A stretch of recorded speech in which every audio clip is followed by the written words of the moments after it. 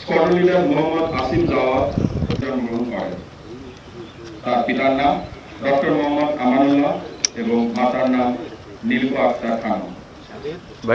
কর্মকর্তা 2007 সালে সাবা cantonment public school থেকে এসএসসি, 2009 সালে সাবা ক্যান্টনমেন্ট পাবলিক কলেজ থেকে এইচএসসি এবং 2012 সালে বাংলাদেশ ইউনিভার্সিটি অব প্রফেশনালস থেকে বিএসসি পাস করেন।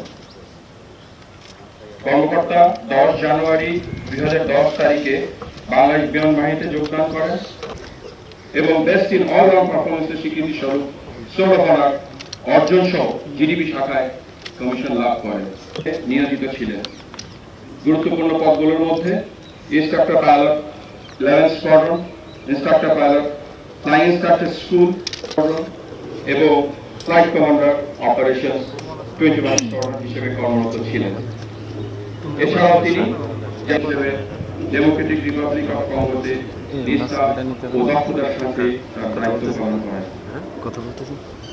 চাকুরিকালীন সময়ে কর্মকর্তা দেশে বিদেশে স্কুল হতে শ্রেষ্ঠ উজ্জ্বল প্রশিক্ষণার্থী হিসেবে Mofiz trophy, junior command and staff কোর্সে শ্রেষ্ঠ প্রশিক্ষণার্থী হিসেবে বিমান বাহিনী প্রধানের ট্রফি, ভারতীয় বিমান বাহিনীতে প্রশিক্ষণার্থী হিসেবে প্রথম স্থান অধিকার করে chief of air staff trophy সম্পন্ন করেন।